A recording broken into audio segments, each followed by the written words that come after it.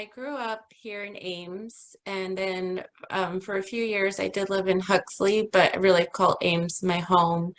Um, I grew up with a pretty strong religious background in the Catholic Church, and then had sort of a falling out, especially after my dad passed away. It was really hard, and I just kind of call it my like religious soul searching period of time after that. That I was trying to find a place that made sense to me and somewhere I belonged. Tried a few different churches and congregations and never felt like I'd found something that really matched with who I was and what I wanted. I had heard of the Unitarian Universalists, so I knew about it, but I didn't know much about it. So it kind of was just there in the back of my mind.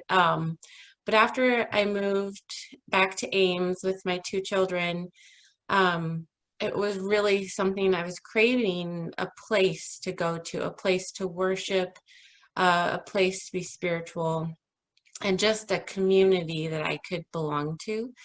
So I went back into the whole trying new places, and actually the Universalist building is very close to my home. So I thought, okay, well, it's in the neighborhood. I might as well just go in, see what it's like.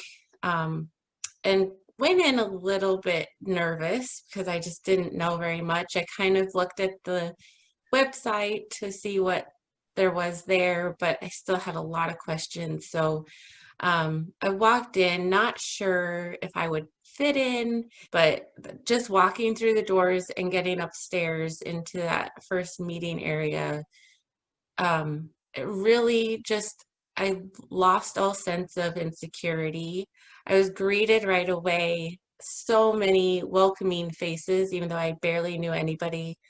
And just, it was like stepping into a family reunion of family members that I'd never met before. It's kind of how it felt. Like it was so easy to feel like I belonged there.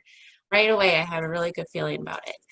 And that first day, I learned so much. And then just really felt like it could work for me.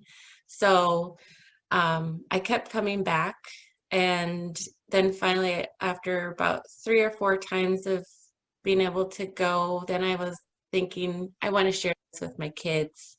So I brought them in, and it just, everything clicked. It was like just finding that right thing. I felt like I could be myself. I didn't have to dress a certain way or act a certain way.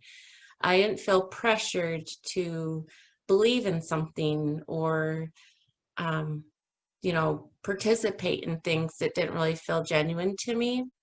Just being able to, like I had a relationship with the Catholic Church and with God, and that had really fallen apart. So now it was like finding that place and then being able to understand that there's other ways of having a faith.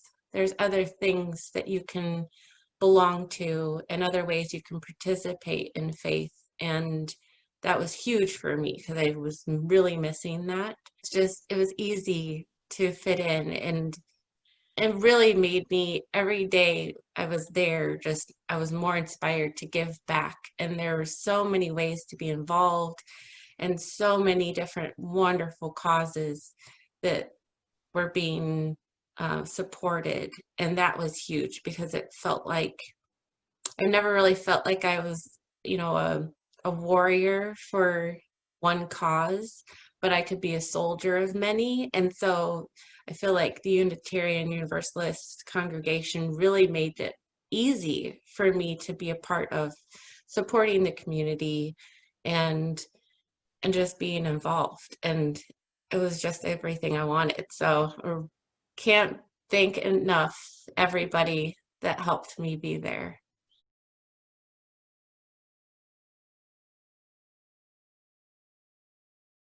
So the fellowship has always been on my mind through this whole thing. It's even been in its own way a support for me. Just the memories I have of that, I feel like it was fairly short time that I was able to spend at the fellowship and with everybody, but I just was so ready to jump in and be a part of it, and being part of the choir and the Pride Fest and volunteering any way I could, the generosity team.